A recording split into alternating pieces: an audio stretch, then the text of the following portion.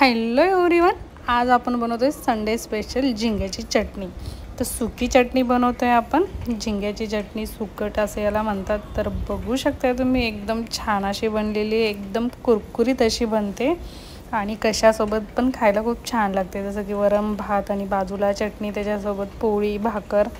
तर लगेच बनवायला घेऊया। तर सर्वात आधी आपल्याला याला स्वच्छ साफ करून घ्यायचं आहे आणि व्यवस्थित भाजून घ्यायचं आहे। तर याला व्यवस्थित निवडून घेतलं मी। बारीक बारीक खडे वगैरे असतात, त्यासाठी सगळ्यात आधी साफ करून नीट त्याला व्यवस्थित भाजायचं आहे। गॅस कमी करून भाजून घ्यायचं आहे, म्हणजे एकदम छान असे कुरकुरीत झाले पाहिजे, म्हणजे चटणी पण तशीच लास्टपर्यंत कुरकुरीत राहते। तर बघू शकता कलर बदललेला आहे, तर चांगले कुरकुरीत झालेले आहेत। तर आता याला आपण काढून घेऊया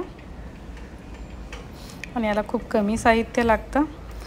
एक मोठा कांदा घ्यायचा आहे किंवा 2 कांदे घ्या, त्यानंतर थोडीशी हिरवी मिरची, थोडासा लसूण, कोथिंबीर। त्याला बारीक सगळं सांगितलेलं सारण जे आहे ते कट करून घ्यायचे आणि मग फोडणी करून घ्यायची। तर बघू शकता एकदम छान कुरकुरीत झालेत।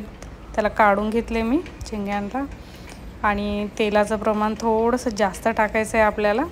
तर आता त्याच तव्यावर आपल्याला तेल टाकून घ्यायचं आहे। तेल चांगलं गरम झालं की लसणाच्या 2-3 पाकळ्या बारीक कट केलेल्या आहेत त्या टाकून घेतल्यात बघा। त्यानंतर हिरवी मिरची जी आहे ते पण 2 ते 3 घेतले, कारण लाल मिरची पण टाकणार आहोत आपण। आणि कांदा मी सांगितलाय मोठ्या साईजचे 2 कांदे घेतलेले आहेत। आता सर्व व्यवस्थित परतून घ्यायचे।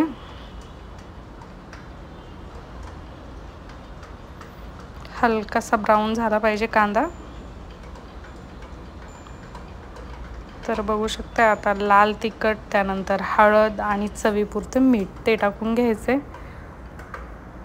तर कांदा थोडासा हलकासा ब्राऊन झालाय बघा, जास्त पण ब्राऊन नाही करायचा, मग जळाल्यासारखं लागतं। आणि आता आपण जे भाजून घेतले होते ते झिंगे टाकून घ्यायचेत।